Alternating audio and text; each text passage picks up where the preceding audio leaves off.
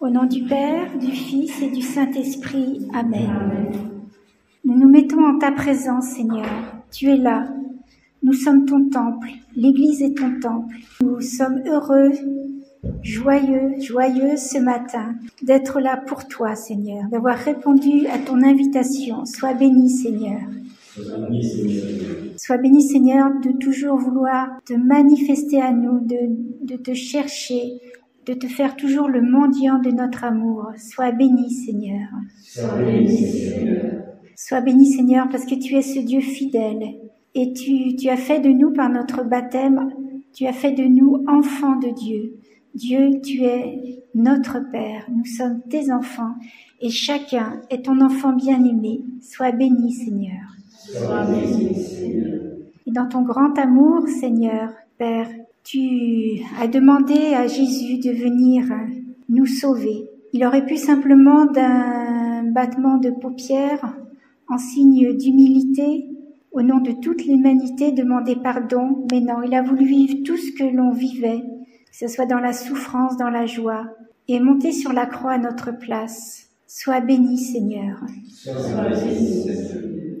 Et Esprit Saint, toi qui es l'Esprit d'amour, tu as accepté aussi de venir après la montée de Jésus au ciel lors de l'ascension.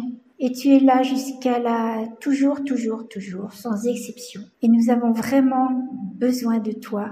Merci parce que tout au long de cette année déjà, tu éclaires de plus en plus nos yeux de cette collaboration indispensable avec toi. Sois béni, Seigneur. Sois béni, Seigneur.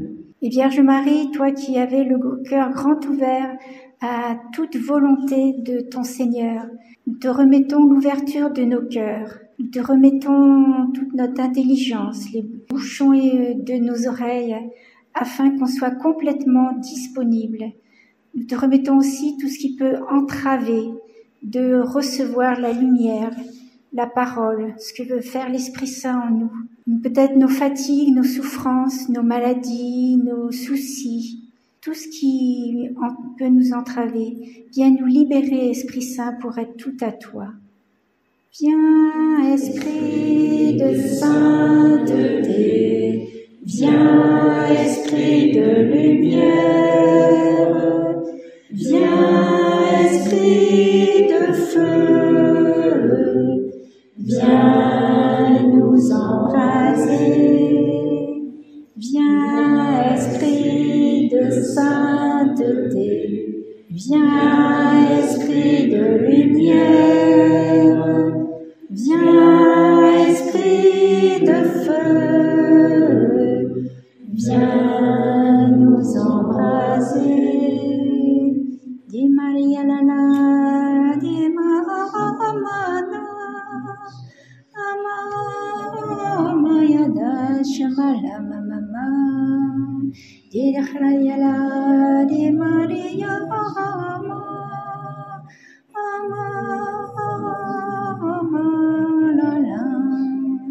Di Maya da Shama Mama, di ya la la la la la la,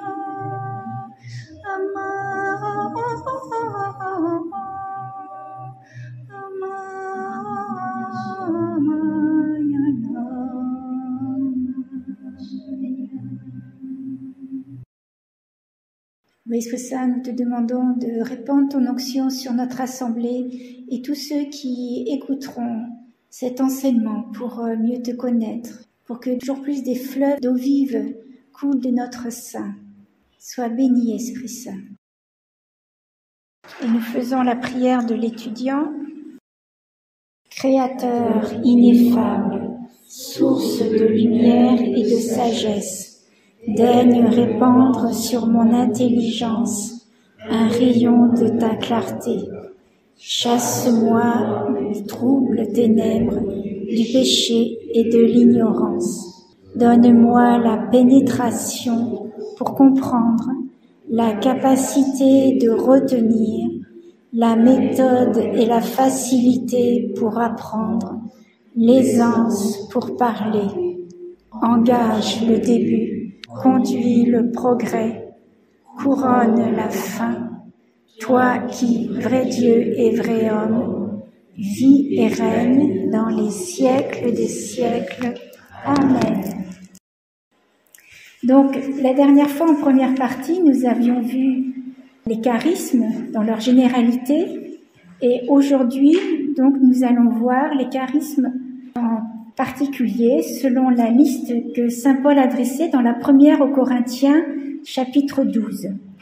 Et à la fin, nous verrons des conseils pratiques pour les exercer et les faire grandir. Donc, nous avons vécu notre Pentecôte, nous sommes enflammés du souffle de Dieu. Plus de souffle, j'espère que l'on en est conscient. C'est pas forcément toujours sensible, hein, la foi n'est pas du sensible. Nous venons de recevoir l'effusion de l'Esprit, donc c'est-à-dire vivre notre Pentecôte. Et nous en avons déjà parlé, combien on voit la transformation radicale des apôtres avant Pentecôte et après Pentecôte. Nous avons invité l'Esprit Saint à venir, encore à se libérer en nous. Il a du travail, mais c'est bien, il le fait volontiers, et c'est toujours plus, et c'est pour toujours plus vivre en étant enfant de Dieu, à l'image et à la ressemblance de notre Dieu. Voilà comme le Seigneur nous a créés. C'est fou, hein? Et nous avons reçu la plénitude de l'Esprit Saint au baptême, et c'est encore libéré à la confirmation. Donc nous avons invité l'Esprit Saint à devenir notre ami, et un ami intime, personnel. On pourrait dire à faire partie de notre famille, à être un guide constant, vous rappelez le meilleur GPS, à nous prendre par la main et nous conduire dans toute la vérité. Reconnaître toujours plus ce qu'il aime et ce qu'il n'aime pas. C'est le travail de toute notre vie, ce qui le contrarie.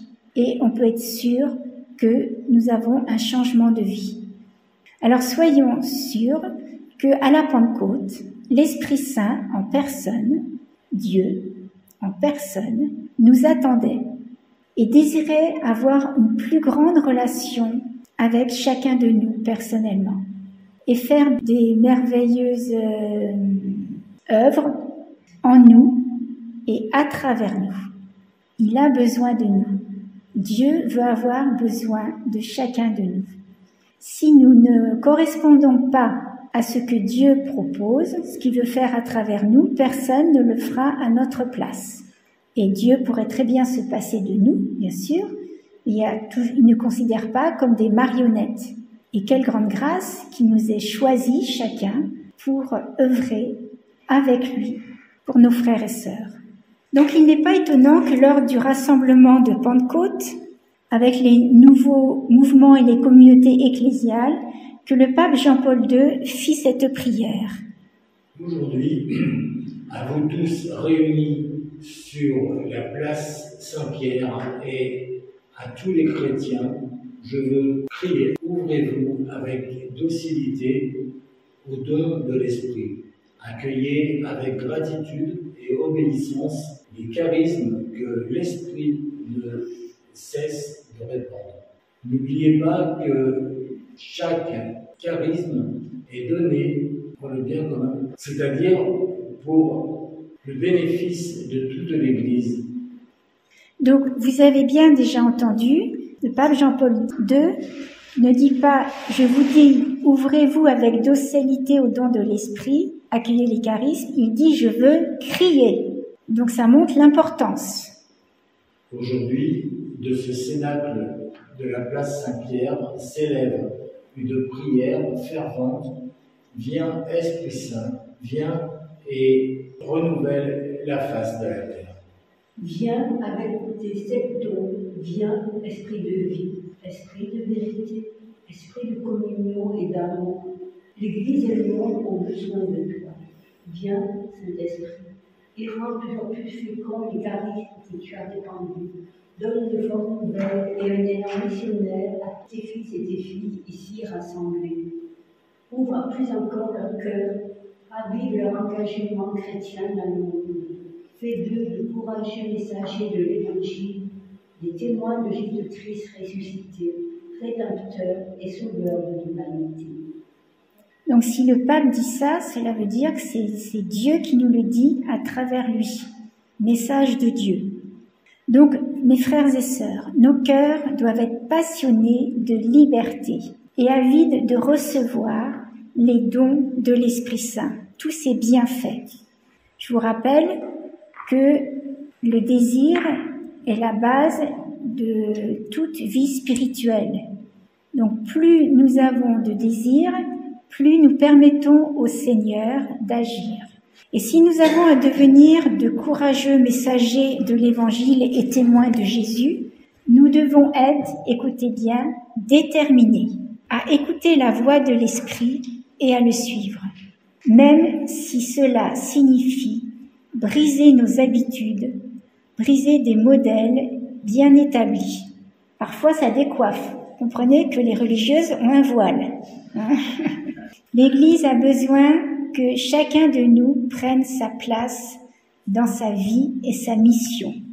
Alors, Saint Jean-Paul II nous dit encore: l'Esprit ressemble au vent qui remplirait les voiles du grand navire qu'est l'Église. Si cependant nous y regardons de plus près, elle se sert d'innombrables petites voiles qui sont les cœurs des baptisés. Chacun, chers amis, est invité à hisser ses voiles, à les déployer avec courage et à permettre à l'Esprit d'agir avec force pour nous sanctifier. En permettant à l'Esprit d'agir dans notre vie, nous contribuons au mieux à la mission de l'Église. N'ayez pas peur de déployer vos voiles au souffle de l'Esprit. Voilà, n'ayez pas peur. Vous savez que les peurs viennent du voisin du dessous. Avec l'Esprit Saint, on n'a pas peur. Et quand le Seigneur nous envoie en mission, il nous accompagne, il nous devance, il prépare les personnes que l'on doit rencontrer, etc. Alors le mois dernier, nous nous sommes attardés sur les charismes, car il est bien important de comprendre de quoi il s'agit avant de les exposer en détail. Donc là, c'est ce que je vais faire. Le catéchisme de l'Église nous précise que nous sommes le temple de l'Esprit Saint, cette troisième personne de la Trinité. L'Esprit Saint est le principe de toute action vitale et vraiment salutaire en chacune des diverses parties du corps qu'est l'Église. Elle opère de multiples manières l'édification de ce corps tout entier dans la charité. Elle bâtit l'Église de 6 façons différentes. Alors, je vous pose ces questions. L'Église, comment l'Église se bâtit? Par Dieu, bien sûr, le baptême, les autres sacrements, les vertus, les charismes.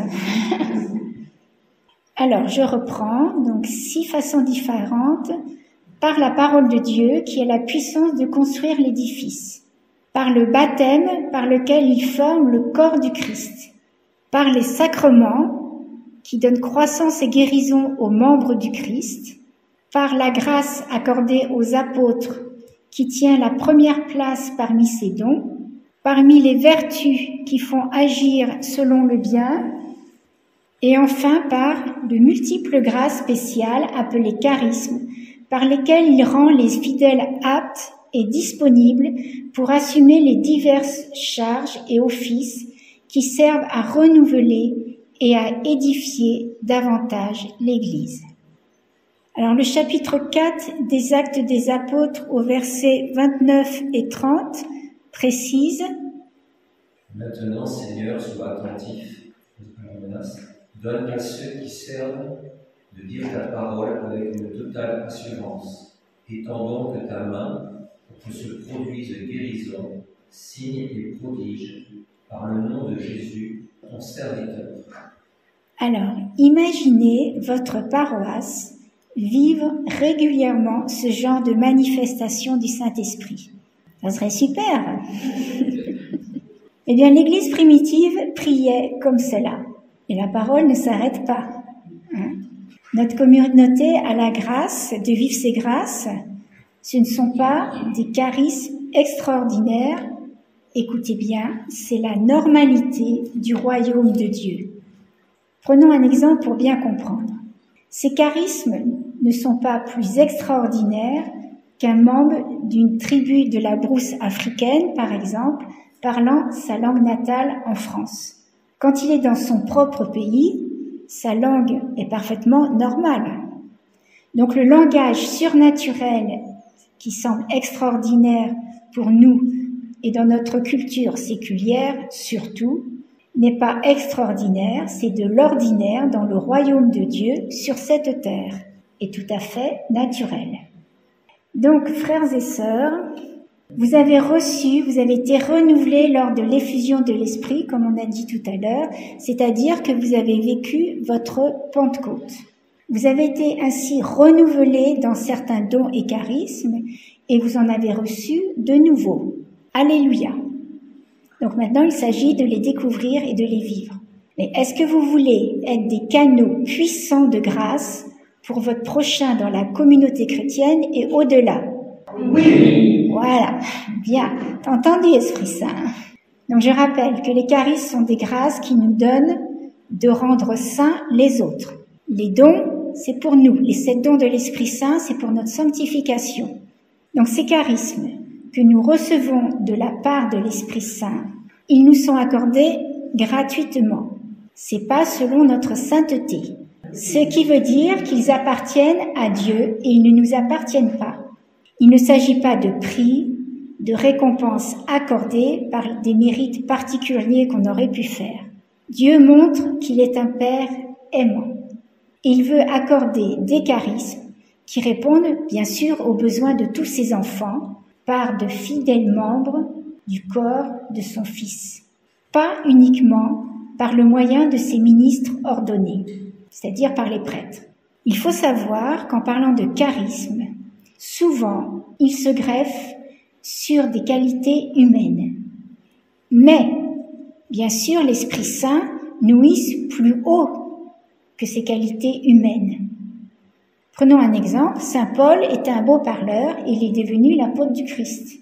Lorsque nous scrutons les Écritures, nous trouvons des exemples de charismes et de ministères variés accordés par l'Esprit Saint. Mais nous allons nous concentrer aujourd'hui sur la liste des charismes que Saint Paul énumère aux Corinthiens, chapitre 12.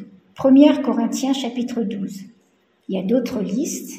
Il faut savoir que la liste des charismes, de toute façon, n'est pas limitée. Vous avez par exemple des charismes que le Seigneur nous donne qui sont naturels. Par exemple, le charisme du sourire, le charisme d'aller visiter des prisonniers, des malades, le charisme de l'accueil. Donc, c'est pas de cela qu'il s'agit. Donc, nous allons lire. Donc, au chapitre 12, Saint Paul nous parle. À chacun, la manifestation de l'Esprit est donnée en vue du bien commun. À l'un, c'est un discours de sagesse qui est donné par l'Esprit. À un autre, un discours de science, selon le même Esprit. À un autre, la foi, dans le même Esprit. Il commence bien. À chacun, la manifestation de l'Esprit est donnée en vue du bien commun. Il donne pas, c'est pas comme un hélicoptère qui ouvre sa trappe en dessous et qui fait descendre au gré du vent des charismes. Non, il cible chacun de nous et il donne à chacun de nous des charismes. Et retenez bien que personne a tous les charismes. Il sait que nous serions trop orgueilleux, sinon on a besoin des uns et des autres. On ne peut pas recevoir la totalité des charismes. Alors, les autres charismes sont... À tel autre, les dons de guérison, dans l'unique esprit. À tel autre, la puissance d'opérer des miracles. À tel autre, la prophétie. À tel autre, le discernement de l'esprit. À un autre, les diversités de langues. À tel autre, le don de les interpréter. Mais tout cela, c'est l'unique et même esprit qui opère, distribuant ses dons à chacun en particulier comme il donne. Voilà, quels que soient les charismes, bien sûr, c'est toujours l'Esprit Saint qui nous les donne. Alors, est-ce utile de rappeler qu'ils sont tous une manifestation de l'Esprit Saint? Je le rappelle. Parce que ça, il faut bien que ça rentre en nous. Que c'est pas de notre volonté. C'est pas nous qui avons à les choisir. Nous avons à les recevoir. Et quand le Seigneur donne, il donne toujours ce qu'il faut pour les pratiquer. Et on n'a pas besoin de Bac+5 pour recevoir des charismes. c'est chacun. Donc il faut bien comprendre que ces charismes dépassent nos propres forces et on va les diviser en 3 catégories. Donc un premier groupe que on pourrait appeler charisme de connaissance et de révélation, c'est-à-dire parole de sagesse, parole de science et discernement des esprits. Deuxième catégorie, charisme d'action et de puissance, la foi, les dons de guérison et la puissance d'opérer des miracles. Enfin, les charismes de parole et d'inspiration, c'est-à-dire la prophétie, la diversité des langues et le don d'interpréter des langues. Chaque charisme est une puissance de Dieu. Vous avez donc remarqué dans les évangiles qu'à chaque fois que Jésus envoie ses disciples en mission, qu'est-ce qui se passe? Leur parole est accompagnée de signes. Ce qui veut dire, il faut bien prendre conscience aussi que nous avons un Dieu qui parle. Quelle grande grâce! Il faut réaliser cela. Le Dieu des chrétiens est un Dieu qui parle.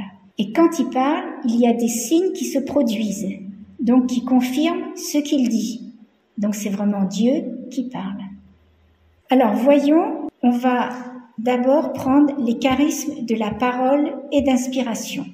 Il y a 3 charismes, la prophétie, la diversité des langues et le don d'interpréter les langues. Ces 3 charismes sont étroitement mêlés car ils impliquent tous la parole, que ce soit un langage humain ou un langage connu de Dieu seul. Voyons en premier la prophétie. Le titre prophétique le plus fréquemment employé dans l'Ancien Testament est celui de Nabi.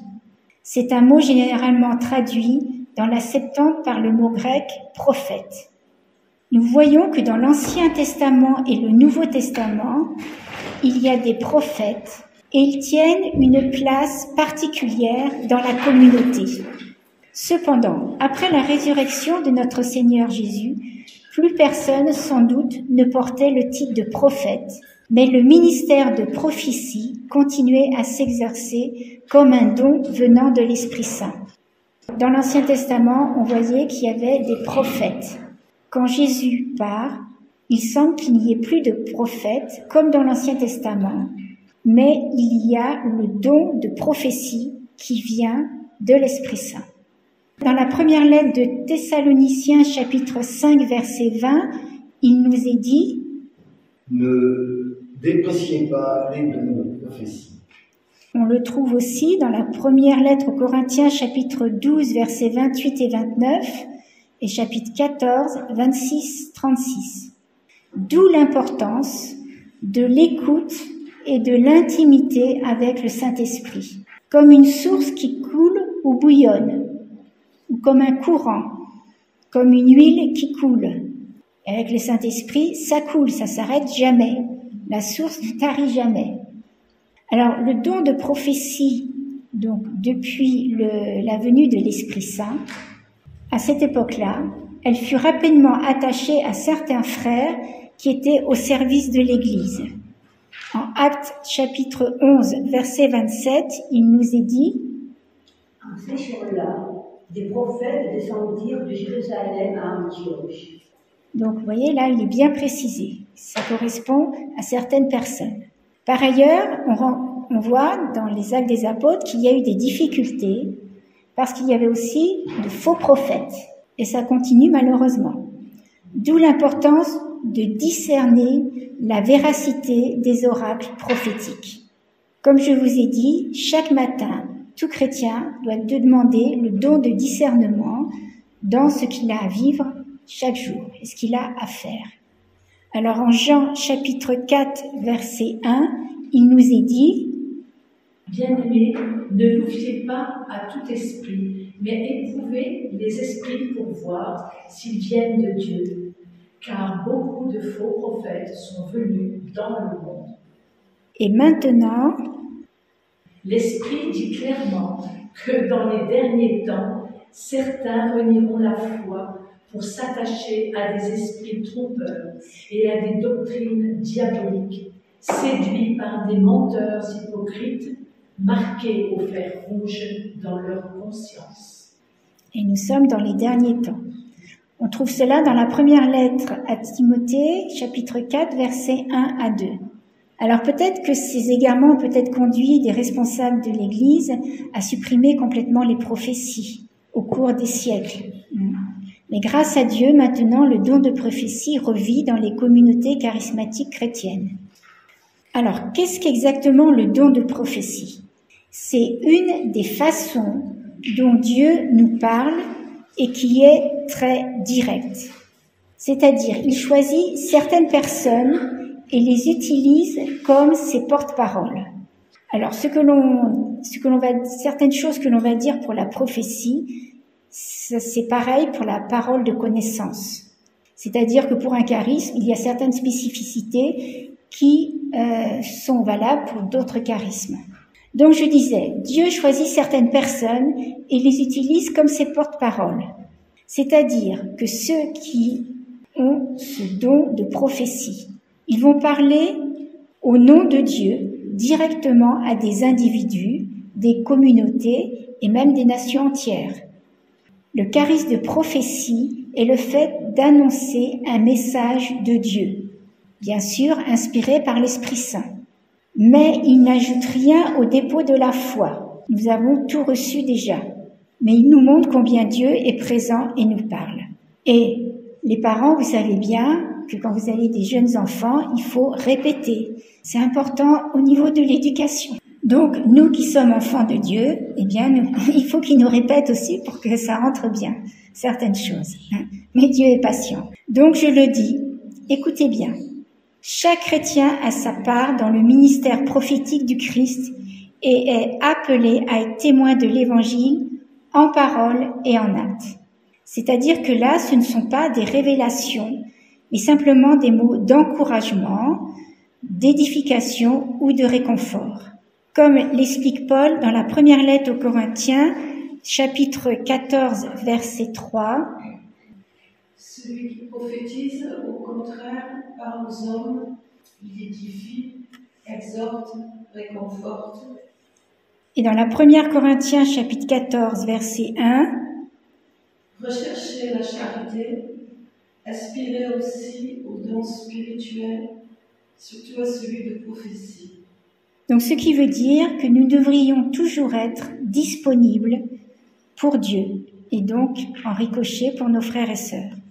Donc ce que je viens de dire et ce que saint Paul a dit, là ce que j'ai repris par rapport à ce que saint Paul a dit, c'est valable pour tout baptisé. Vous vous rappelez, dans notre baptême, on est prêtre, prophète et roi.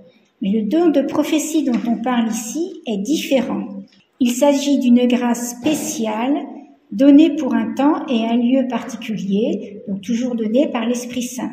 Ce charisme est plus que le simple don d'encouragement.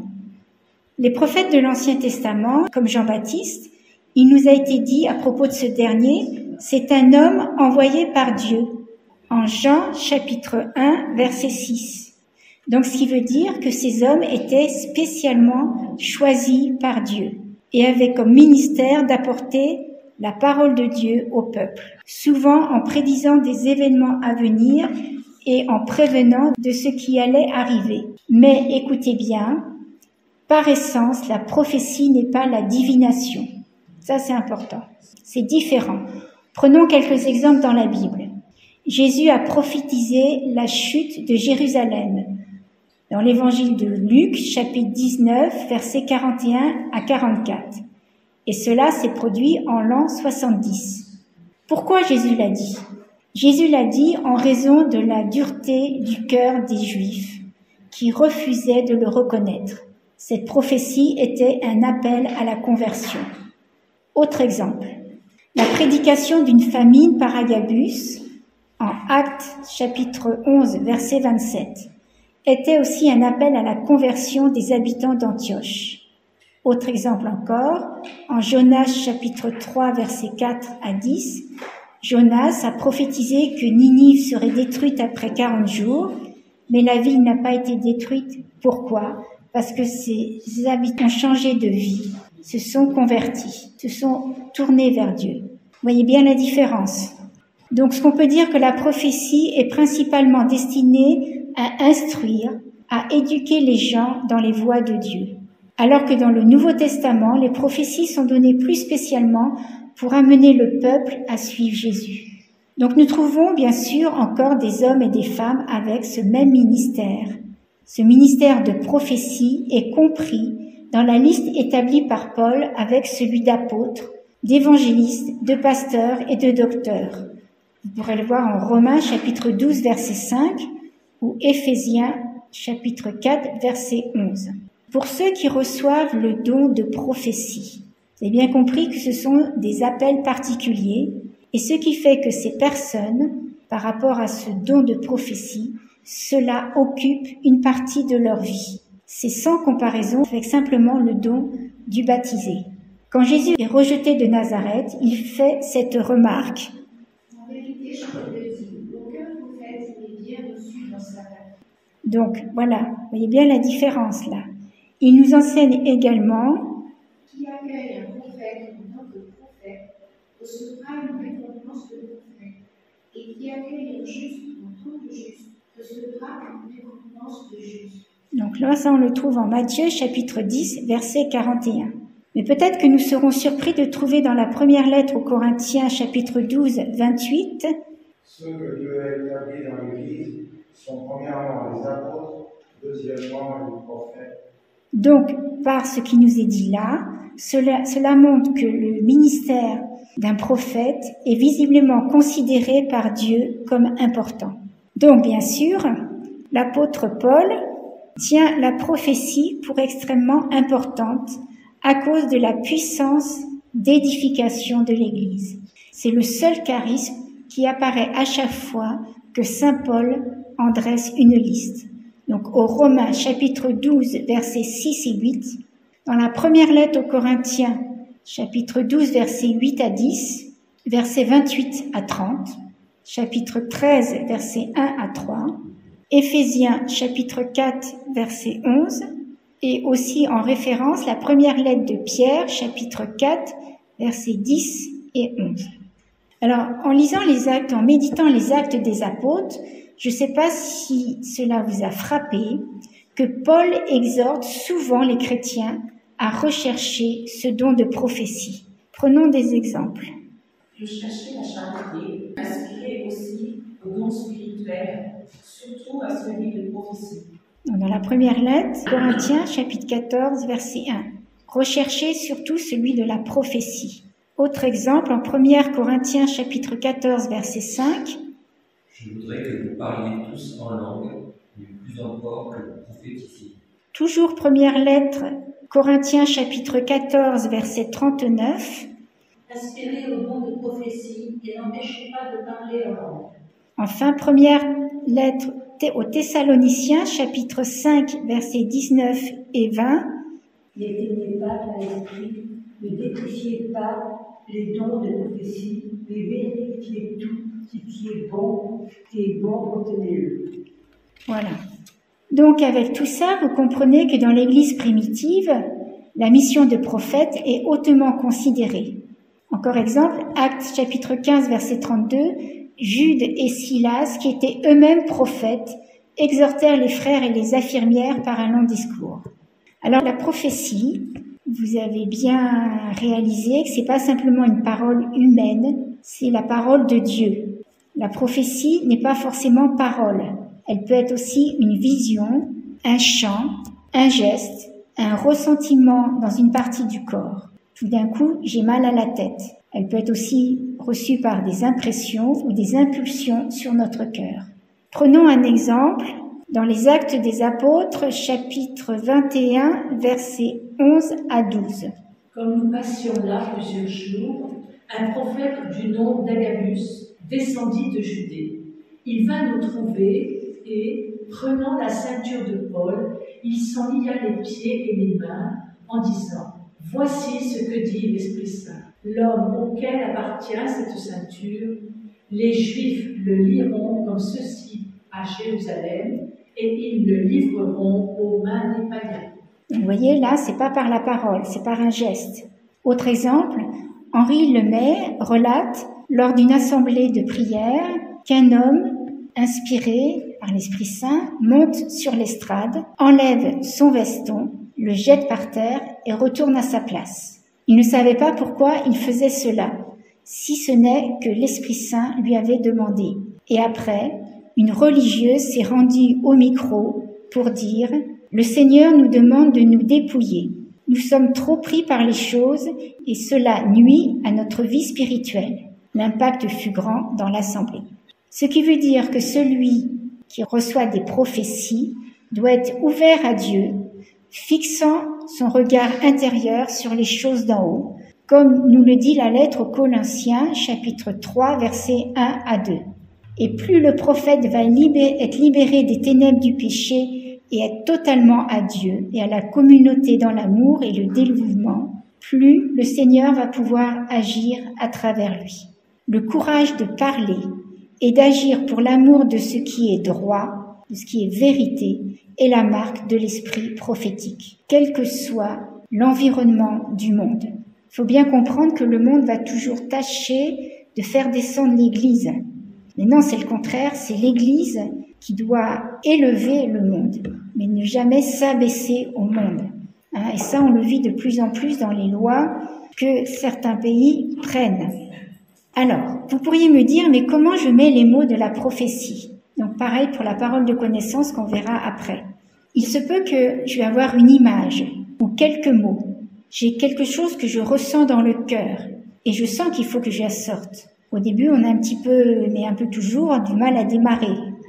Mais il faut être le plus simple possible et aller à l'essentiel. Il ne faut pas commencer à dire, normalement, le Seigneur m'a dit. Des fois, ça aide pour dire la suite. Donc, on ne dit pas le Seigneur m'a dit, on dit par exemple j'ai sur le cœur ou j'ai l'image de ceci, celle-là. Mais ce qui est important, c'est de ne pas garder quelque chose sur le cœur parce qu'après, on va le regretter. Et le Seigneur nous connaît mieux que nous-mêmes. Au début, il va nous aider par des manifestations physiques. On va avoir à un moment donné le cœur qui va battre beaucoup plus vite. On va avoir un coup de chaleur ou un coup de fraîcheur. Voilà, c'est pour nous aider à bien prendre conscience que le Seigneur veut passer à travers nous pour dire quelque chose à nos frères et sœurs. Et si nous ne le disons pas, nous n'allons pas être en paix. Et si, par exemple, on a une image et puis on comprend pas, donc on peut demander au Seigneur, donne-moi la signification, ou si on l'a pas, peut-être que le Seigneur a prévu que ce soit une autre personne qui a l'interprétation. Souvent, je dis, Seigneur, si c'est de toi que je le dise, parce qu'on n'est jamais vraiment sûr à 100%. Même le Père Tardif, qui avait un grand charisme de guérison développé, il disait bien, on peut pas être sûr à 100%. Mais c'est aussi, plus on va le pratiquer, plus quand même on va s'assurer. Plus je grandis, plus j'écoute le Seigneur qui me parle. C'est un cercle vertueux. Et puis, c'est en faisant que l'on apprend. C'est en forgeant qu'on devient forgeron. Donc là, c'est pareil. Et puis, on a des frères et sœurs qui ont l'expérience, qui sont là aussi pour nous guider. Tout cela, de toute façon, c'est pour la gloire de Dieu. Alors, peut-être 2 freins à la prophétie. On peut se demander si on est légitime pour prophétiser. Est-ce que je suis à la hauteur? Est-ce que ceci, cela? Oui. Par notre baptême, nous le sommes. Si l'Esprit Saint nous a choisis. Et comme je vous disais à l'instant, on se demande si cela vient de Dieu ou non. Il faut oser. Et c'est vrai, quand on a une parole de connaissance, par exemple, et que quelqu'un confirme, quand on est débutant, si on reçoit quelque chose, il arrive aussi que le Seigneur met les mêmes mots dans les paroles dans quelqu'un d'autre, c'est pour nous conforter dans ces paroles que nous recevons. Ou alors aussi, on peut recevoir exactement la même chose. Alors, pour aller jusqu'au bout du prophète, de cette mission de prophète, le prophète peut délivrer des messages percutants qui exigent des changements individuels ou de société, ce qui veut dire qu'il faut s'attendre à la persécution. Et on voit dans la Bible combien les prophètes ont pu être persécutés ou s'attendre à des souffrances et même à la mort dans le cas de Jean-Baptiste, qui continuait à reprocher à Hérode l'union avec sa femme, qui était la femme de son frère. Mais qu'est-ce qui est le plus important? Après, c'est à chacun de choisir. Et quand le Seigneur peut passer à travers nous, de toute façon, même si on n'est pas prophète, on peut être persécuté. Combien on voit dans le monde, combien il y a de chrétiens qui sont persécutés. et combien Jésus a été persécuté. Voilà. Pour finir, un mot d'un professeur de théologie, Francis Sullivan, concernant les charismes. Si ce charisme était aussi utile à une communauté chrétienne que le pensait manifestement saint Paul, je ne vois aucune raison pour rejeter la possibilité que ce don soit donné aujourd'hui par l'Esprit Saint à des chrétiens ordinaires qui y aspireraient et le demanderaient. Voilà, qui aspireraient et le demanderaient. Donc on a vu, ce charisme était ô combien utile dans la première communauté chrétienne. Si ce charisme était aussi utile à une communauté chrétienne que le pensait manifestement saint Paul, je ne vois aucune raison pour rejeter la possibilité que ce don soit donné aujourd'hui par l'Esprit Saint à des chrétiens ordinaires qui aspireraient et le demanderaient. On peut avoir des désirs et les offrir au Seigneur, mais l'important c'est de recevoir ce qu'il veut nous donner. Il ne faut pas être fixé sur un charisme particulier, parce que sinon on n'aura rien du tout. On ne va pas pratiquer les autres. Alors on va prendre un petit chant.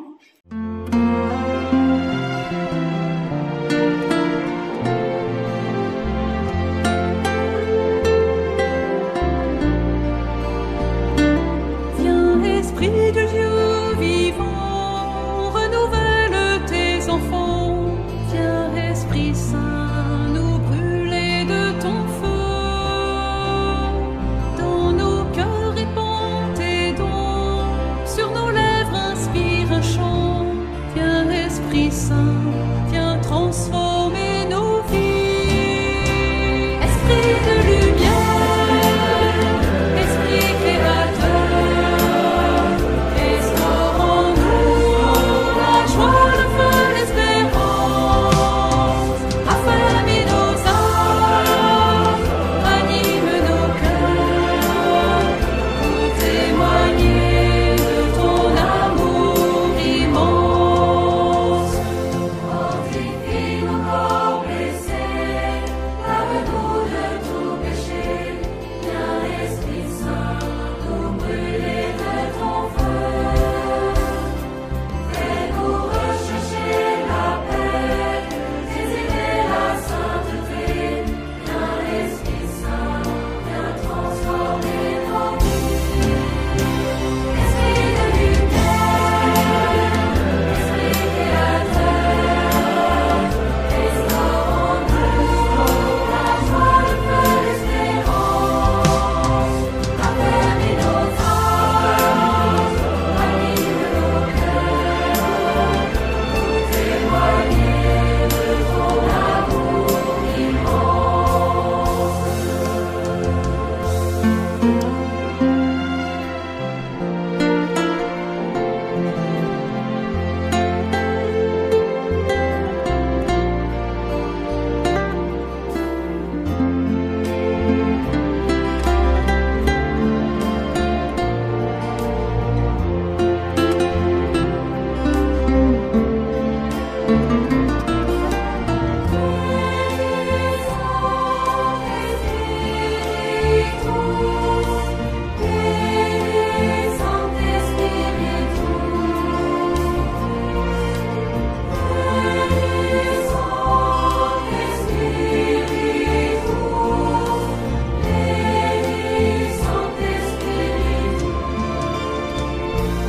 Donne-nous la charité pour aimer en vérité.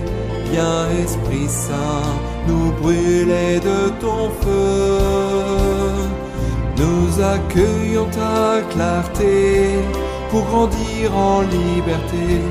Viens, Esprit Saint, viens transformer nos vies. Esprit de lumière, Esprit créateur, restaure en nous la joie, le feu, l'espérance. Affermis nos âmes, anime nos cœurs, pour témoigner de ton amour immense.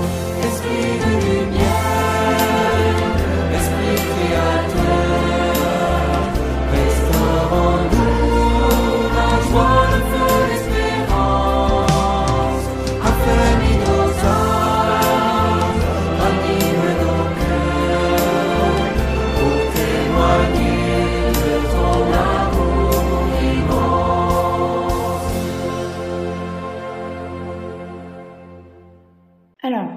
Seigneur donne quelque chose, est-ce que vous croyez que cela est pour votre bien? Oui. Êtes-vous prêt à tout accueillir? Oui. Donc, bravo pour votre disponibilité. Alors, nous allons voir la diversité des langues et j'ai approfondi ce charisme pour essayer que vous compreniez bien ce qu'il est, tout ce qu'il peut apporter et surtout le désirer et le libérer. Le parler en langue est une expression surnaturelle inspirée par l'Esprit Saint, dont la particularité est que celui qui s'exprime le fait en des termes qu'il n'a jamais appris et ne comprend pas. Le don des langues est un signe de la présence de l'Esprit Saint, et c'est une des raisons pour laquelle Paul nous encourage à le rechercher, à le libérer. Plusieurs passages du Nouveau Testament parlent du don des langues ou glossolalie. On parle aussi de xénoglossie, c'est-à-dire c'est lorsque une personne parle en langue étrangère inconnue de lui, mais connue par quelqu'un qui est dans l'assemblée. Cela peut être même une langue morte ou un dialecte d'un village africain, par exemple. Par 3 fois dans les Actes des Apôtres, Actes chapitre 2, versets 1 à 4, chapitre 10, versets 44 à 46, et chapitre 19, versets 1 à 7. À chaque fois, l'Esprit tombe, c'est bien marqué le verbe tomber, sur un groupe, et qu'est-ce qui se passe de suite? Il chante en langue, il prie en langue. Donc soyez sûrs, frères et sœurs, que Dieu ne donne jamais rien à son Église qui serait inutile, dommageable, stupide, idiot ou sans importance. Et l'expression parler en langue revient 20 fois dans le Nouveau Testament. C'est dire son importance. Ce qui veut dire que l'Église primitive parlait déjà en langue et que ce n'est pas une invention des charismatiques. Saint Paul passe beaucoup de temps pour expliquer ce charisme. Il y avait une telle exubérance. Jusqu'au IVe siècle, les charismes dont parle Saint Paul, là, étaient très pratiqués. Mais il y a eu une rupture jusqu'au XXe siècle. Toutefois, tout au long de l'histoire de l'Église, de grands saints continuaient à chanter en langue. Alors, 2 exemples. Padre Pio, il est dit de lui: Le saint se mit à parler d'une langue inconnue qui n'appartenait à aucun langage moderne classique. Thérèse d'Avila, Notre Seigneur donne parfois à l'âme des sentiments de jubilation, et l'étrange prière ne le comprend pas. J'écris au sujet de cette faveur ici, de telle sorte que si vous la croyez, vous puissiez lui rendre de telles louanges, et sachez ce qui se passe. Cela ressemble à du charabia. L'expérience est certainement ainsi.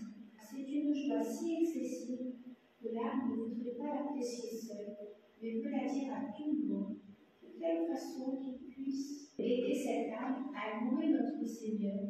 Oh, quelle béatitude, les sœurs, si seulement Dieu nous l'a donné à nous toutes. vous voyez, donc ça continuait tout au long de l'histoire de l'Église. Alors ce charisme a quelque chose de particulier. On peut dire, même Saint Paul le dit, que ce charisme est le plus petit. En 1 Corinthiens, chapitre 14, verset 1. Mais il ajoute au verset 5, Je voudrais que vous parliez tous en langue.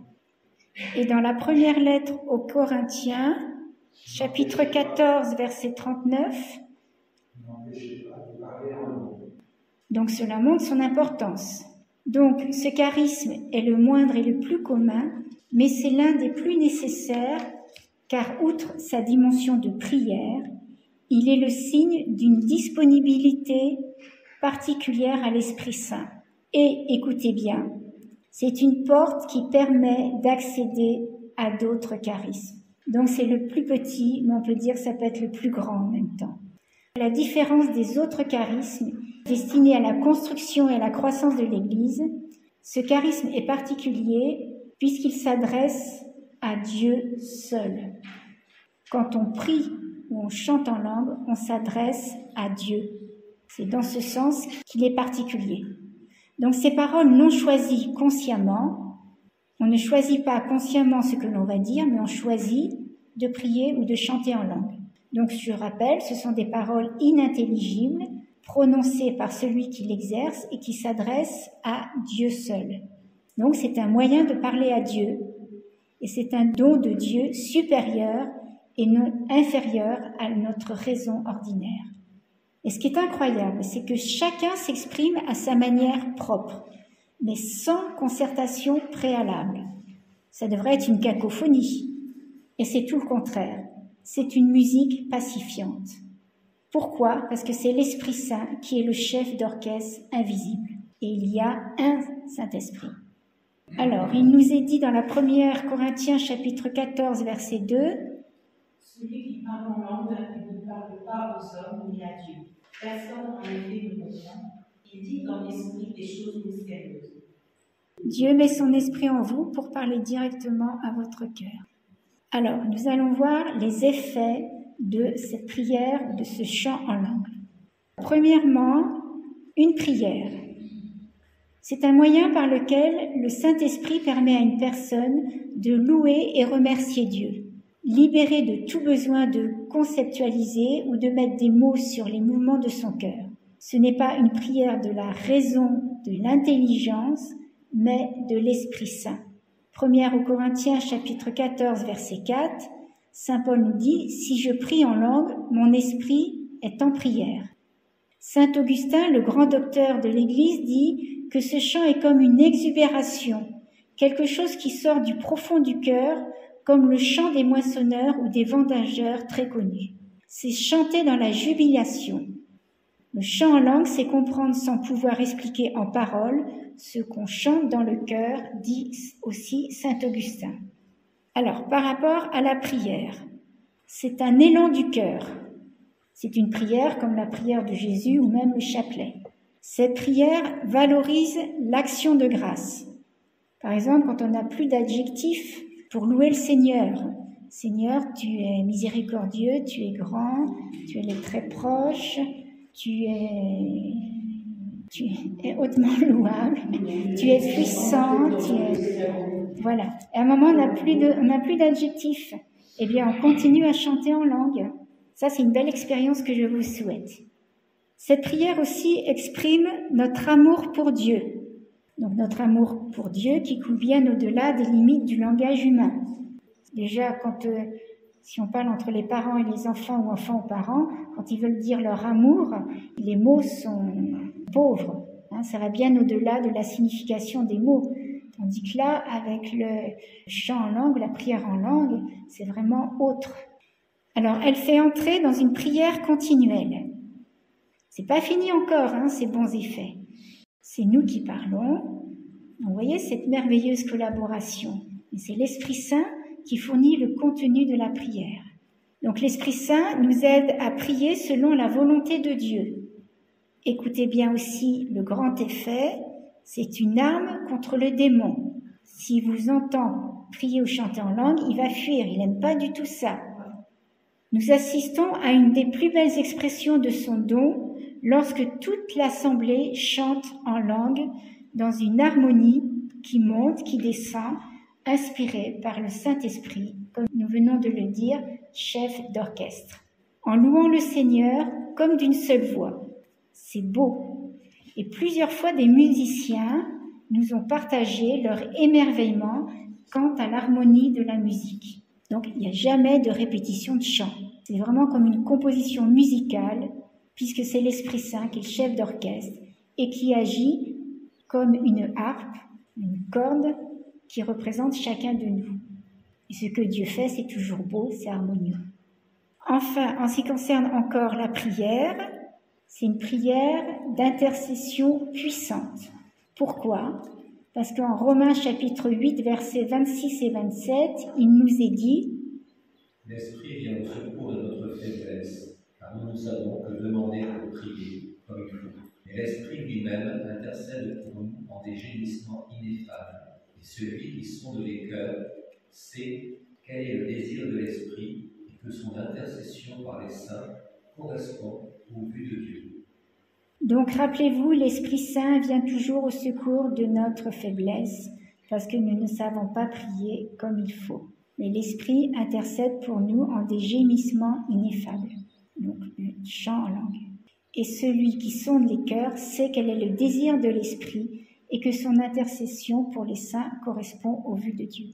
Donc, par la prière en langue, on demande à Dieu exactement ce que l'Esprit Saint sait, ce que l'Église et nous avons besoin. Vous rappelez que le Saint-Esprit est partout et il sait tout. Et il peut, ce qui est merveilleux, il peut à travers notre esprit nous faire prier pour des choses dont nous ne savons rien. Dans le cas d'une situation apparemment inextricable aussi, lorsque nous ne savons pas bien comment prier pour la personne, la prière en langue peut nous aider à nous ajuster à ce que Dieu veut faire. Et notre prière, alors, sera bien plus efficace lorsqu'on prie pour quelqu'un. Donc, en un mot, c'est le langage d'amour. Et c'est notre langage d'amour à chacun. Et ton cœur est fait pour louer Dieu, et ça déborde avec l'Esprit Saint. Donc, je comprends de plus en plus comme quoi Saint Paul désirait que tout le monde parle, et je le désire aussi, j'aurai l'occasion de le redire, que tout le monde parle en langue, ou chante en langue. Déjà rien que ça, c'est merveilleux, mais ce n'est pas fini. Donc, c'est important de désirer ce charisme. Au baptême, nous avons reçu toute la puissance de l'Esprit Saint. Donc, nous avons ce chant en langue en nous. Mais il a besoin d'être libéré, comme un bouchon de champagne qui saute. Et soyez sûrs que Dieu a encore plus de désir que vous, de le libérer en vous et que vous chantiez ou que vous priez en langue. C'est le chant de l'Esprit Saint. Deuxièmement, le parler en langue est une rupture avec les conditions donc du langage ordinaire, souillé par l'usage, par le mensonge. Nous pourrions dire que nous sommes au-dessus de notre intelligence, et c'est merveilleux. Quand je prie en langue, je suis inspirée par le Saint-Esprit. Mon intelligence ne produit rien. Elle est au repos. Ce n'est pas une extase inconsciente. On est en même temps conscient et au-delà du rationnel. En deux mots, on va le redire, c'est un langage d'amour entre deux amoureux. Donc c'est bon. Et c'est le moment où on ne cherche pas à réfléchir comme le joueur de foot ou le joueur de harpe, quand on chante en langue. Troisièmement, plus profondément, la glossolalie, comme parler préconceptuel, répond aux besoins d'un langage ineffable, qui tente de se mettre à la hauteur de Dieu par un discours de type apophatique, c'est-à-dire en deçà du langage, ou plus positivement en faisant appel à la langue des anges, selon l'expression symbolique de saint Paul en 1 Corinthiens chapitre 13, verset 1. Ça nous élève à Dieu. Donc ce caractère d'expression non rationnelle répond à la doctrine de saint Paul qui caractérise la glossolalie comme langage du pneuma, c'est-à-dire comme souffle, inspiration venant du cœur, par opposition à notre langage, c'est-à-dire de la raison intellectuelle. Et ces catégories sont utilisées avec insistance dans la première lettre aux Corinthiens, chapitre 14, versets 14 à 19. Vous avez bien compris, la glossolalie est caractérisée par le souffle de l'Esprit Saint. On n'est pas au niveau de notre intellectuel, on est au niveau du cœur et on libère l'Esprit Saint. Encore, à ce même titre, le parler en langue rejoint le langage intérieur que prophètes et psalmistes de l'Ancien Testament caractérisaient par l'expression « répandre son cœur ». On le trouve dans le livre des Lamentations au chapitre 2, verset 19, dans les psaumes 42, verset 5 et 62, verset 9. Donc cet épanchement du cœur apparaît comme une victoire de l'homme persécuté qui triomphe sur la douleur et la nuit. On voit ça dans Lamentations chapitre 2, verset 19, qui fait référence au psaume 42, 4. C'est pas fini encore les bons effets. Du point de vue religieux, c'est un acte analogue, écoutez bien, à celui de revêtir des habits liturgiques. Cela dépasse le profane. C'est pas fini, Cinquièmement, lorsque ce chant en langue, la prière en langue, est prié dans une communauté chrétienne, on s'aperçoit de deux choses. Premièrement, il est souvent suivi de paroles de connaissance ou de prophétie. Deuxièmement, le Seigneur agit beaucoup quand un groupe de prière chante en langue, plus que des paroles ou des prophéties qui peuvent être énoncées. Ça, c'est très important. Et c'est ce que l'on vit dans le groupe de prière, ici à la communauté. Et nous avons eu, entre autres, beaucoup de témoignages de personnes qui sont arrivées dans le sanctuaire le samedi après-midi, lors des prières de louange ou des malades, lorsqu'on chantait en langue, et dès leur arrivée, ils ont été saisis. C'est pas fini. Encore. Sixièmement, important, le chant en langue, la prière en langue, la glossolalie, fait grandir dans l'édification personnelle. Ce que saint Paul nous dit dans la première aux Corinthiens, chapitre 14, verset 4. Tout ce que je vous dis, ce n'est pas moi qui vous le dis, c'est ce que l'on trouve dans la Bible. Et ça, c'est important, notre édification personnelle. Parce qu'on ne comprend pas ce que l'on dit, donc ça augmente la foi, entre autres aussi. C'est pas fini. Encore un bon aspect. Septièmement, la glossolalie a une valeur libératrice. Pourquoi ? Parce qu'elle libère l'homme de ses inhibitions vis-à-vis des hommes et de Dieu même, c'est-à-dire de son respect humain, de la crainte de s'adresser à Dieu qui dépasse toute expression, par exemple. Cela relance le dynamisme intérieur dans la double dimension mystique et apostolique. Et ça, c'est un fait d'expérience quotidienne. Donc, vous voyez tous les avantages que donne la glossolalie. Et on peut dire encore que le parler en langue, est-ce qu'il n'est pas le rêve de l'anti-Babel ? En Genèse, chapitre 11, verset 19. Les hommes ne parlaient plus le même langage, ne se comprenaient plus. Et le récit de la Pentecôte est un antipoison de Babel. En Actes, chapitre 2, versets 1 à 13, une seule langue et tous se comprennent. Ah, c'est merveilleux, hein ? Le Seigneur est merveilleux. Donc, lorsque ce chant en langue est prié, il donne de porter beaucoup de fruits. Il change les cœurs, ce qui permet de vérifier que ce n'est pas du charabia, mais un chant d'amour de Dieu. Et ce chant d'amour de Dieu, il est pour qui ? Il est pour nous. Alléluia. Alors, vous allez me poser peut-être la question, comment le recevoir ? 3 possibilités. Au moment de l'effusion de l'Esprit, il y a une telle présence de l'Esprit Saint qu'on se laisse faire. Deuxièmement, comme je vous disais tout à l'heure, dans un débordement de louange. Tu chantes, tu loues, et tu laisses déborder ta jubilation, et arrive le chant en langue qui monte de ton cœur vers ta bouche. Troisièmement, comment le recevoir ? Donc en collaboration avec l'Esprit Saint, qui te pousse à parler ou à chanter en langue. Ton désir va faire en sorte que tu vas appuyer sur les boutons de louange et parler en langue qui sont dans ton cœur. On est fait pour la louange, mes frères et sœurs. Et même saint Paul dit, en tout temps, en tout instant, on doit louer le Seigneur. Donc cette louange va produire une élévation. Et je vais vous prendre un exemple. Quand tu veux aller te promener dans la forêt, tu mets tes chaussures. Tu veux aller dans les hauteurs de l'élévation surnaturelle, ok, je parle en langue et j'ouvre la bouche. C'est le minimum. C'est comme tu mets les chaussures pour aller en forêt. Parce que si vous voulez parler et que vous fermez la bouche, ça va être dur de parler. Hein? Donc il faut ouvrir la bouche, articuler. Donc, ceux qui veulent collaborer avec l'Esprit Saint, voulez donc mettre en application la parole de la Bible, et en Romains 8, 16, il nous est dit « L'Esprit Saint en personne se joint à notre esprit pour attester que nous sommes enfants de Dieu. » Donc, c'est une collaboration entre ton esprit humain et l'Esprit Saint pour entrer dans une élévation des enfants de Dieu. Et quand on est enfant de Dieu, on sait, on a la capacité de parler à Dieu, notre Père. Toujours, bien sûr, en collaboration avec la grâce. Et c'est notre oui, notre désir qui déclenche cette première libération. Et quand il est libéré, il est libéré. Quand vous faites sortir le bouchon de champagne d'une bouteille, c'est libéré. Après, donc comme un charisme, comme tous les charismes, c'est plus on va l'exercer, plus il va se développer. Donc vous avez bien entendu que c'est votre désir qui s'exprime et que ce n'est pas du charabia. Quand tu chantes en langue, tu es dans la présence de Dieu.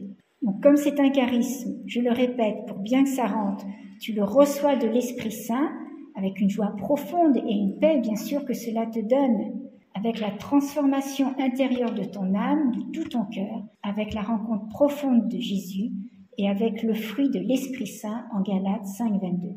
Tout cela pour être de plus en plus un être spirituel. Il y a un changement dans ta vie. Super programme. On va passer maintenant au pratico-pratique. Alors, je vous invite à fermer les yeux, à descendre dans votre cœur. Je vais prier, je vais vous donner des conseils pratiques et après, on va passer à l'exercice pratique. Donc, humainement, c'est le moment le meilleur, je dis bien humainement, c'est le meilleur moment pour libérer ce chant en langue qui est déjà dans notre cœur. Mais on peut prendre sa douche et recevoir cette libération du chant en langue en chantant. Après, c'est votre désir et le Seigneur, soyez sûrs, qui veut vous donner, que vous priez en langue. Alors, frères et sœurs, comme Saint Paul, j'ai ce désir très fort que vous parliez en langue, ainsi que tous les membres de l'Église. Parler en langue, nous avons vu, est un moyen extraordinaire de laisser parler l'Esprit Saint en toi. Alors, reçois ce charisme dans le nom de Jésus de Nazareth. Active-le.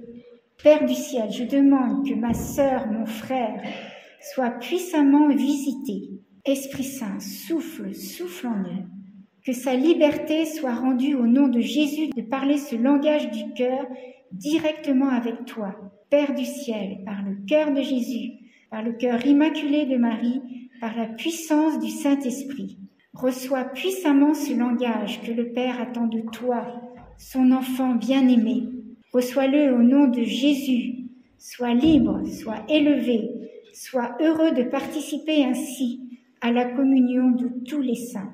Que ce chant d'amour soit libéré dans tous les cœurs, dans tous ceux qui sont ici, dans tous ceux qui écouteront.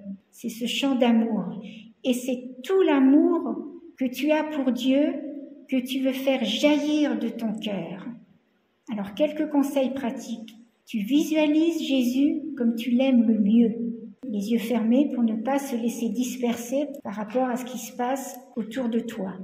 Tu désires manifester vraiment tout ton amour à Dieu. Tu veux lui répondre à cet amour, tu veux répondre à son amour. Pour cela, tu vas ouvrir la bouche. On va commencer par 3 Alléluia. Et puis tu dis des syllabes. Tu te mets dans l'harmonie de ce que tu entends autour de toi. On va commencer à prier en langue et ça va évoluer en chant en langue. Et attention, si tu te trouves ridicule, tu es trop centré sur toi. Donc, vous avez l'image de Jésus comme vous l'aimez et vous voulez lui dire tout votre amour. Donc, on va commencer par 3 Alléluia. Alors, faites bien attention au début, il faut bien articuler parce qu'on croit qu'on ouvre la bouche, mais on ne l'ouvre pas. Ensemble. Alléluia, Alléluia, Alléluia. Daba khadama yada shama lala liya khadama yala lala shama liya damana yamala khadama yala la khama dima yala la khama liya la shama yamari yala la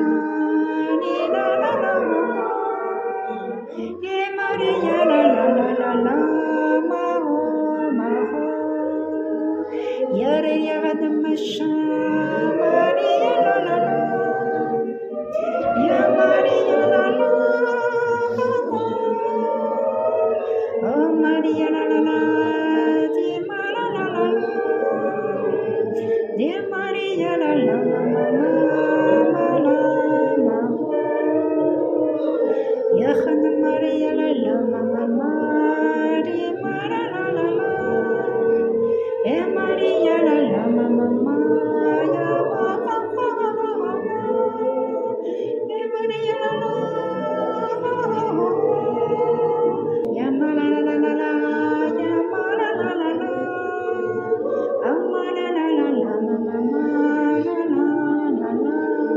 C'est tout votre amour pour Dieu que vous voulez lui dire. C'est l'Esprit Saint qui vous inspire. Ya Maria la la la la la la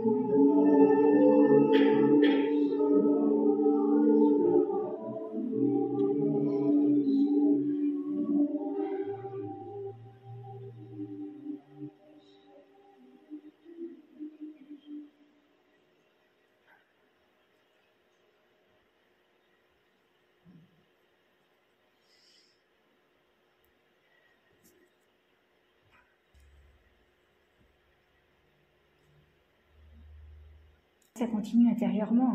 En tout cas, exercez-vous quand vous êtes chez vous. Est-ce qu'il y a, vous voyez, quand on est dans un groupe de prière, il faut s'écouter les uns les autres. Et ça, c'est important, on finit ensemble. On n'a pas besoin de se regarder pour ça, puisque c'est l'Esprit Saint qui nous guide. Alléluia. Donc, pensez que ce charisme, c'est un charisme. Donc, plus vous allez l'exercer, plus il va se développer. Et alors, faites bien attention parce qu'au début, il y a notre intelligence qui dit « tu racontes n'importe quoi ». N'écoutez pas cette voix. Il n'y a pas de chant langue qui est faux. C'est l'Esprit Saint qui inspire. Ceux qui chantent d'une manière fausse normalement, peuvent se chanter ce chant en langue puisque c'est le chant de l'Esprit Saint. Il n'y a pas de fausses notes. Bien, merci Seigneur pour ce que tu as fait. Revenons à nos moutons. Donc, on était dans le charisme de parole et d'inspiration. Donc, on a vu la prophétie, on a vu donc le chant en langue, la diversité des langues.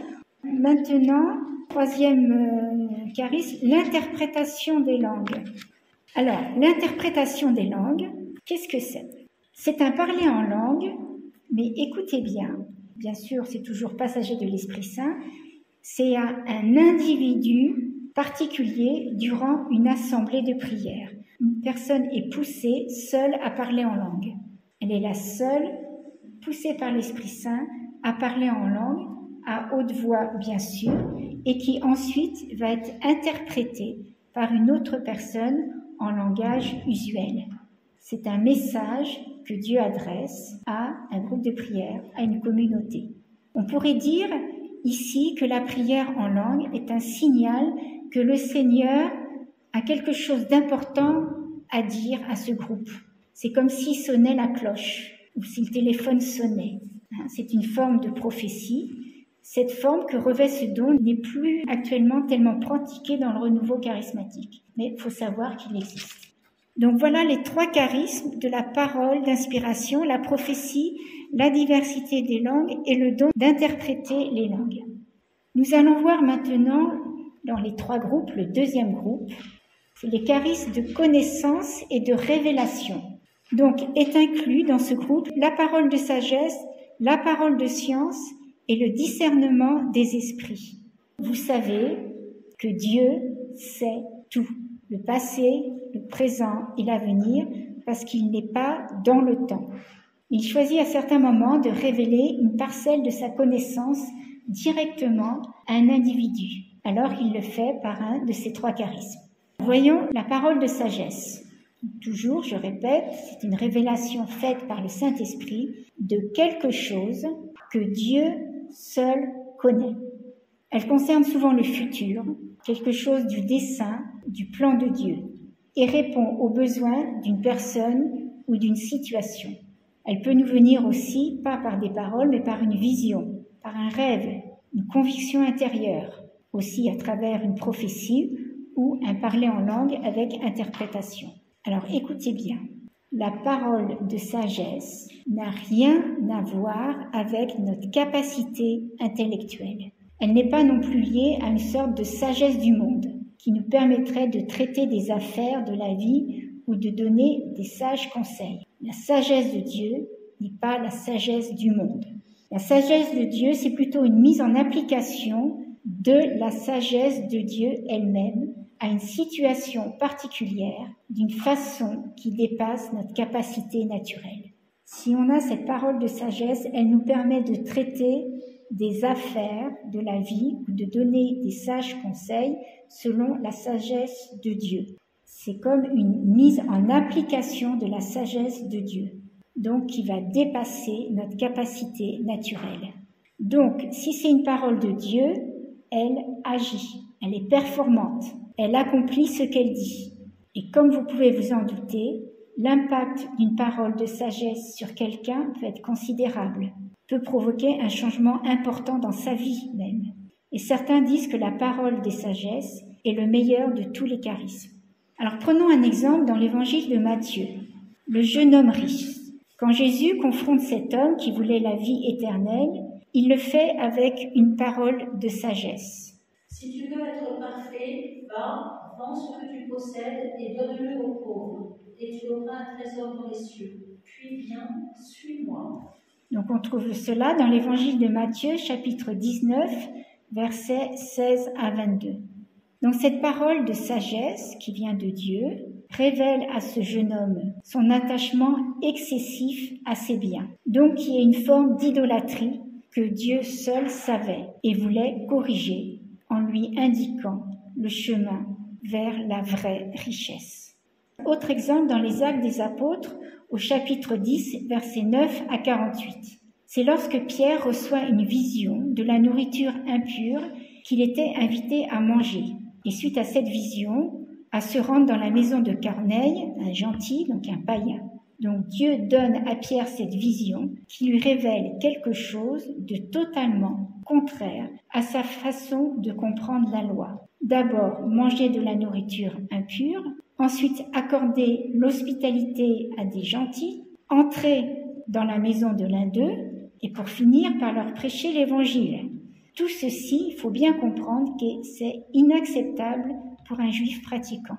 Par cette vision, Dieu prépare donc Pierre à ce qui va bientôt arriver, sachant que c'est à l'opposé de sa façon de penser. Par cette révélation miraculeuse de sa volonté, de son plan, Dieu prépare Pierre à ce qu'il devra bientôt affronter. Et Pierre a correspondu à ce que Dieu lui a manifesté, quoique ça lui en coûtait. Vous voyez que le Seigneur peut nous demander quelque chose, des choses qui nous paraissent incroyables et contraires au monde, pas contraires à ce que l'Église enseigne, à ce que notre foi enseigne. Voilà la parole de sagesse. Maintenant, la parole de science. Alors, c'est vrai qu'elle ressemble beaucoup à la parole de sagesse, en ce qu'elle est une révélation surnaturelle offerte par l'Esprit Saint de quelque chose qui est dans la pensée de Dieu.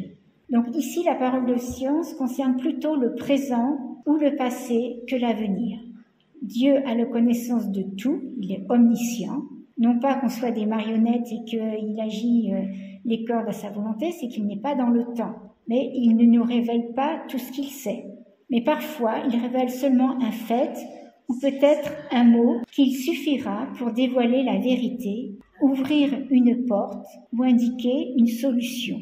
De nouveau, il ne s'agit pas de quelque chose que nous avons appris intellectuellement, ni du résultat d'une étude particulière, mais de quelque chose que Dieu nous révèle à ce moment précis.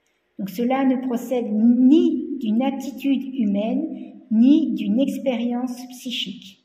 Alors prenons un exemple dans le Nouveau Testament, c'est la rencontre de Jésus avec la femme samaritaine au puits de Sichar, en Jean chapitre 4, verset 18. Jésus lui a dit qu'elle a eu 5 maris, connaissance qui lui est donnée par l'Esprit Saint. Le résultat, c'est qu'elle prend Jésus pour un prophète et écoute encore plus attentivement ce qu'il a à dire. Un autre exemple dans les Actes des Apôtres, c'est lorsque Pierre sait par l'Esprit Saint qu'Ananie et Saphir ont menti et ont gardé une partie de l'argent de la vente de leurs champs au lieu de tout donner aux apôtres pour que cela soit distribué à ceux qui en ont besoin. On voit ça dans le chapitre 5 à partir du verset 1 dans les Actes des Apôtres. Ils étaient libres de donner ou de ne pas donner, mais ils ont donné et ils n'ont pas donné la totalité entière selon ce qu'ils affirmaient. Donc c'est par l'Esprit Saint que Pierre a su cela. Troisième catégorie de charisme, le discernement des esprits. Alors, ce discernement des esprits, qui est-il? Donc toujours, c'est une inspiration surnaturelle dans le domaine des esprits. Ça veut dire que ça concerne soit le Saint-Esprit, soit l'esprit humain, soit les esprits sataniques. Donc c'est une capacité surnaturelle de distinguer les bonnes et mauvaises tendances dans un esprit, ou bien les bonnes et mauvaises forces derrière une manifestation spirituelle. Alors, ce qui est très important dans ce charisme, il ne s'agit pas de la capacité de lire les pensées ou de finesse psychologique ou n'importe quel jeu de mémoire. Cela ne concerne qu'un seul groupe d'esprits, les esprits qu'on vient de citer. Alors, soyez sûrs, frères et sœurs, que même si nous n'avons pas ce charisme du discernement des esprits, nous pouvons sentir intérieurement que quelque chose ne vient pas de Dieu, surtout si nous connaissons bien sa parole et nous cheminons avec lui. Ce don surnaturel nous rend capables de reconnaître avec certitude quand un esprit est à l'œuvre et donc, bien sûr, de réagir à la situation selon ce que l'Esprit Saint nous commande. Donc, comme on a dit, je le redis et je le répète, l'Esprit Saint sait tout. Ça veut dire qu'il sait tout de nos ancêtres, de nos parents, de nos familles, de nos frères et sœurs. Il connaît nos forces, il connaît nos faiblesses, il connaît nos vérités, nos erreurs, il connaît notre noblesse, notre ignominie, etc. Et comme nous dit le psalmiste, le psaume 139, versets 1 à 3, Dieu, tu me sondes et me connais. Tu perces de loin mes pensées, les chemins te sont tous familiers. De même, au moment de notre conception, l'Esprit Saint était là pour souffler sa vie en nous. Et depuis ce premier instant, il ne nous a jamais quittés. Il n'a jamais détourné de nous son regard plein de bonté jusqu'à ce jour. Et ça va continuer. On a vraiment un Dieu merveilleux. Notre Dieu nous aime. Le Seigneur connaît aussi tous les esprits qui se sont attaqués à nous. Et par le charisme de discernement, il révèle une partie de ce qu'il sait au sujet des esprits qui ont une influence sur nous, souvent à notre insu. Et c'est au moment opportun, il va partager ses connaissances avec ses enfants qui prient pour une guérison. Dans la lettre aux Éphésiens, chapitre 6, verset 12, Paul nous rappelle: Ce n'est pas contre des adversaires de sang et de chair que nous avons à lutter, mais contre les principautés, contre les puissances, contre les régisseurs de ce monde de ténèbres, contre les esprits du mal qui habitent les espaces célestes. Donc vous comprenez bien que dans le combat, ce don spirituel de distinction ou de discernement des esprits est de grande importance. Et lors d'une audience générale, le pape Paul VI disait le 15 novembre 72 « Le mal n'est pas seulement un manque de quelque chose, mais un agent efficace, un être spirituel vivant, perverti et pervertissant, une réalité terrible. Il est contraire à l'enseignement de la Bible et de l'Église de refuser de reconnaître l'existence de cette réalité, ou de l'expliquer comme une pseudo-réalité, une personnification conceptuelle et fantaisiste, des causes inconnues de non-valeur. Il n'est pas question d'un seul démon, mais de plusieurs, comme différents passages des évangiles et des mots. Mais le démon principal est Satan, ce qui signifie l'adversaire, l'ennemi, et beaucoup d'autres avec lui, tous créatures de Dieu, mais tombés à cause de leur rébellion et de leur damnation. La question du diable et de l'influence qu'il peut exercer sur des individus, autant que sur des communautés, des sociétés entières, des événements, est un chapitre très important de la doctrine catholique à laquelle on accorde peu d'attention aujourd'hui, alors qu'on devrait en reprendre l'étude. Vous voyez comme il est important de discerner les esprits. Et dans la première lettre de Jean, chapitre 4, verset 1, il nous est dit « Ne vous fiez pas à tout esprit, mais éprouvez les esprits pour voir s'ils viennent de Dieu. » Éprouvez les esprits pour voir s'ils viennent de Dieu. Alors nous trouvons des exemples dans la Bible, bien sûr, de ce don. Prenons par exemple au cours de la mission de saint Paul, dans les Actes des Apôtres, au chapitre 16, versets 16 à 18. C'est quand il y a une jeune esclave possédée par un esprit mauvais se met à suivre Paul et ses compagnons en criant « Ces gens-là sont des serviteurs du Dieu très haut, ils vous annoncent la voie du salut ». Ce qu'elle disait était correct au plan de la doctrine, mais elle dérangeait la mission de Paul, car cela ne venait pas de Dieu. Il nous est dit après, il ne fit rien pendant plusieurs jours, mais finalement, il se retourna et dit à l'esprit « Je te l'ordonne au nom de Jésus-Christ de sortir de cette femme. » Et l'esprit sortit à l'instant même. Vous voyez, comme il peut se déguiser en ange de lumière. À la lumière de l'enseignement que Paul a donné aux Éphésiens, nous voyons l'importance de nous protéger contre les séductions des esprits mauvais par le don du discernement des esprits. Particulièrement parce qu'ils se font parfois passer pour des anges de lumière, comme dans l'exemple que nous venons de citer en cette jeune fille qui disait pourtant la vérité.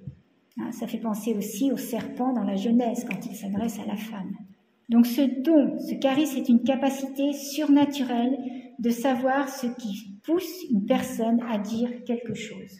La façon dont ce charisme s'exerce est une très forte conviction que Dieu est à l'œuvre quand quelque chose est dit ou fait, ou bien que ce n'est pas lui du tout, mais un tout autre esprit. Cela peut être aussi, et ça arrive souvent, une simple pensée humaine qui s'exprime, qui peut être juste ou pas. Mais parfois, il y a réellement un esprit mauvais à l'œuvre dans la personne qui a besoin, à ce moment-là, d'être libérée. Et cela se produira auprès de personnes qui ont, soit des laïcs qui ont ce charisme de prière de délivrance, et normalement, tout prêtre a ce charisme. Mais on ne leur enseigne pas forcément ce genre de choses. Ou dans les cas extrêmes, des cas de possession, à ce moment-là, on s'adresse à un exorciste qui est nommé par son évêque. Donc ces trois dons, parole de sagesse, de science et de discernement des esprits, nous permettent de saisir ce que Dieu veut que nous apprenions par le moyen du Saint-Esprit pour le bienfait d'une personne, d'un groupe, voire d'une communauté tout entière. Vous voyez comme c'est important de toujours mieux connaître l'Esprit Saint. Alors, il y a le troisième groupe, charisme d'action et de puissance, et ensuite des conseils pour exercer et faire grandir les charismes. Après avoir vu des conseils pratiques, je prierai pour vous, pour moi aussi en même temps. Alors moi, je propose que l'on le voit la prochaine fois, qui sera le 22 juin. Je vous remercie pour votre fidélité à venir à ces enseignements. Ça m'apporte beaucoup. C'est une grande joie de préparer ces cours et de vous le partager. Et je vous en remercie. Alors, vous savez que rien n'est au hasard. Le Seigneur fait toujours bien les choses. Parce qu'aujourd'hui, la première lecture de la messe, dans la lecture de Saint Jacques au chapitre 5, il est dit entre autres, priez les uns les autres afin d'être guéris. On n'a pas vu le charisme de guérison, mais vous voyez, ça vient bien du Seigneur.